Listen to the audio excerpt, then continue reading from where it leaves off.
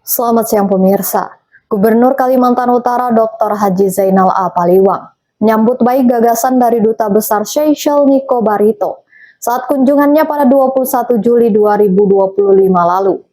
Zainal memerintahkan pembentukan 3 tim yakni ekonomi, konservasi, dan pariwisata untuk mengembangkan potensi yang dimiliki Provinsi Kalimantan Utara.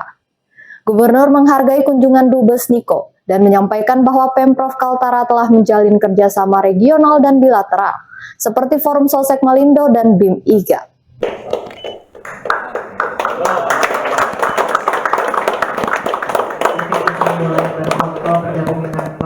Konsep yang dibawa Duta Besar atau Dubes Seychelles memang mencakup soal program Heart of Borneo yang bertujuan mengembangkan sosial, ekonomi, budaya, dan konservasi di wilayah perbatasan Kalimantan, termasuk sebagian wilayah negara Brunei Darussalam.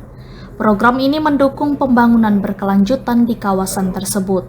Kita bersyukur bahwa beliau pada OPD-OPD terkait yang akan bersinggungan nanti dalam kegiatan. Kalimantan Utara sendiri memiliki keanekaragaman budaya yang kaya. Gubernur Zainal A. Paliwang menjelaskan bahwa provinsi yang disebut Bumi Benuanta ini memiliki suku asli seperti Bulungan, Tidung, dan Dayak.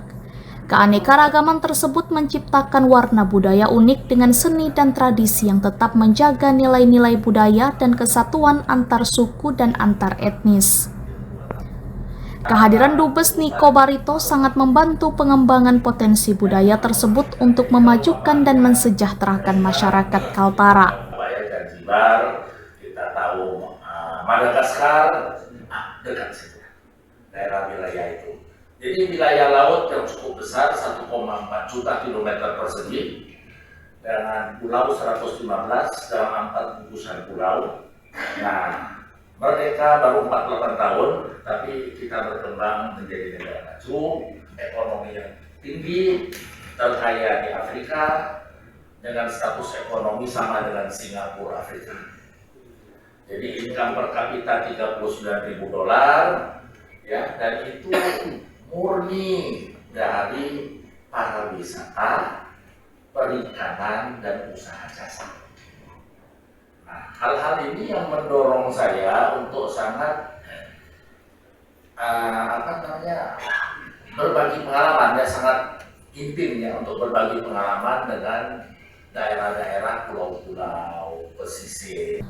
Dubes Niko sendiri merupakan wakil negara asing yang memiliki pengalaman luas di dunia perbankan, lingkungan hidup, sumber daya alam, investasi, dan pariwisata.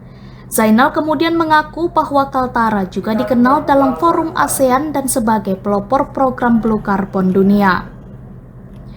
Gubernur Kaltara menyampaikan ungkapan terima kasihnya atas kunjungan dan arahan Dubes dalam pembangunan Kaltara ke depan.